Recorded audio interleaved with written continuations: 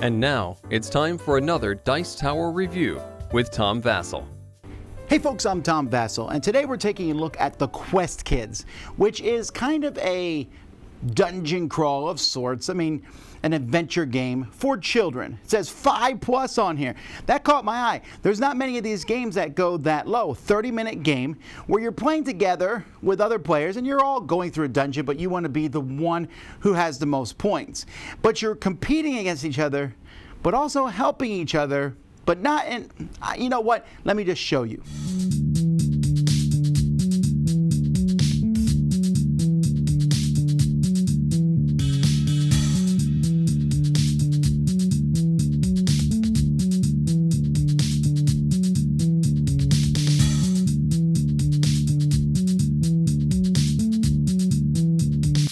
In this game, players are going to play one of the 4 characters: Noah, Skylar, Ivy, or Crash.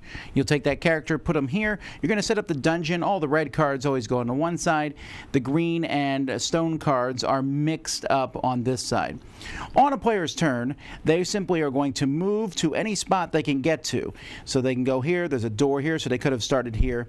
Green cards are always good. You reveal the card and do what it says. So this one here says take 2 wisdom cards.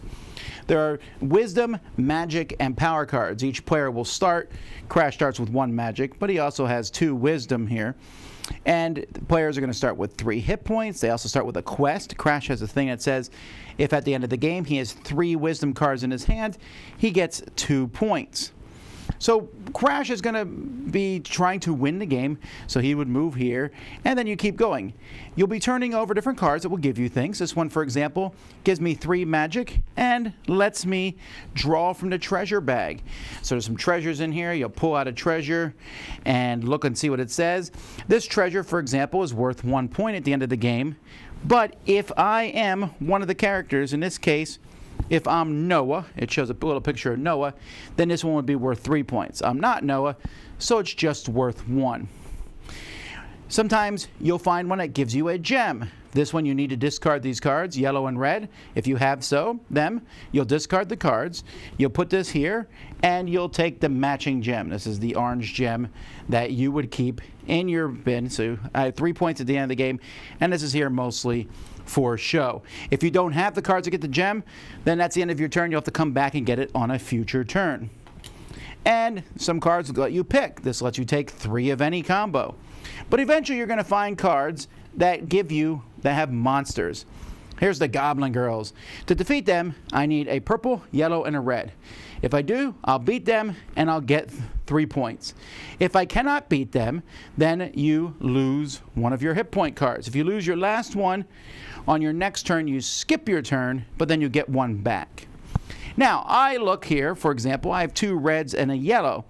Well, I can't beat them, I need a purple, so I'm going to lose a hit point, but another player can pay that purple card for me. For each card that another player plays, they get to draw a Kind Kid card from this pile here. These Kind Kid cards always have good rewards. You'll see this one says take 1 of anything, and it's worth a point at the end of the game. This gives you some extra life. There's also cards in here. Let's take 2 of any combo.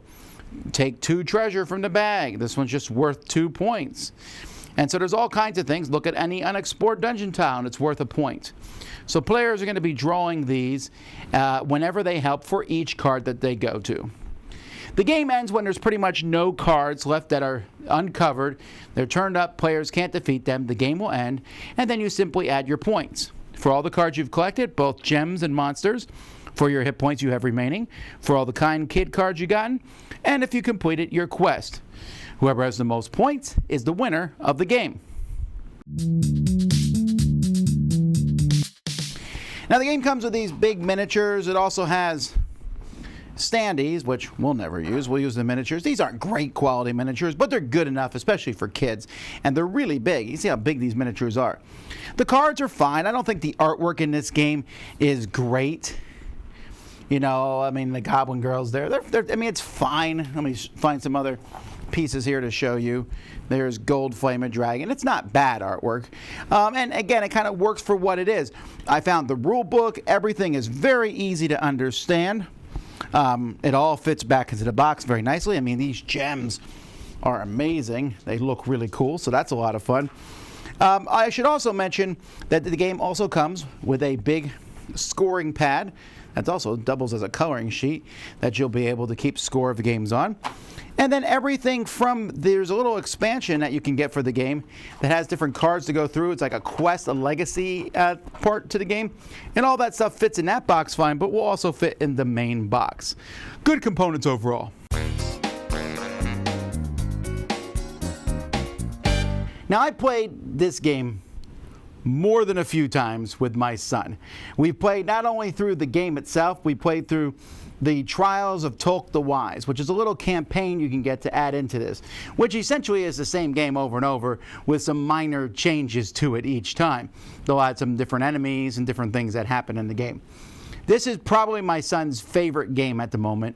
He asked to play it a lot, and we've had a good time. My son is not a brilliant 7-year-old. A lot of people, are like, when I'm playing chess. So he struggles to understand many games. He did not struggle one whit in this game. This game walks you through it. It's like you need different cards. You need the magic, the wisdom, the power cards. You need them to beat this person. You don't have it? Dad, can you help me? Or he's eager to help me. I'll help you. That whole kind kid card thing is so awesome because you can help somebody else, which gives them the points for beating the monster, but gives you those kind kid cards, which are also worth a lot of points. It's just a neat mechanism. In fact, you dying to a monster in this game almost rarely happens. You don't even die. You just lose a turn and get your health point back, which I almost always make happen to me just because my son enjoys me. He's like, aha, you died. But that concept works really well, and it has an exploration feel. You get cards, you get gems, you fight monsters, but the monsters are silly little pirate monsters type things like that, or a funny dragon. In essence, it is a great game for kids. I like playing adventure games a lot. I like the whole fantasy genre, and this one works really well for me. I have the whole gamut of kids. If you don't know, I have 7 children. My son Jimmy is my youngest child. My oldest daughter, Melody, could play all kinds of things when she was 7, like way above and beyond. Jimmy can, and this is why I'm always very cautious when someone asks me and says, is this game good for my kid? I don't know your kid, but I know mine. And this game is right down Jimmy's alley, and we have already had so much fun. This has been one of the best experiences of my life as we play this together. Your kid may be playing Puerto Rico at the age of 5, and that's fine. But Jimmy and I are playing the Quest Kids, and it is an amazing experience. And yes, I understand that that's coloring the review to some degree. There's nothing I can do about that. A review is always going to be personal experience. I try to be objective looking at the game, and this game, there's some minor little things, but it's going to be the same game, I guess, over and over to some degree, but it's still so much fun. I don't have to keep teaching it. He understands the rules, and he learned concepts, and we went to another game. In fact, I'm reviewing another game today called Andor, which is a much more advanced version of this to some degree, and he can play Andor with me now because he played this one first. What can you do? There's nothing I can say that's better than that. So if you have little kids and you want to play an adventure game with them, this is just one of the best ones in that genre I've ever played. It might be the best. I'm Tom Vasel, and you've been watching the Dice Tower. Dice Tower Judgment, kid approved and excellent.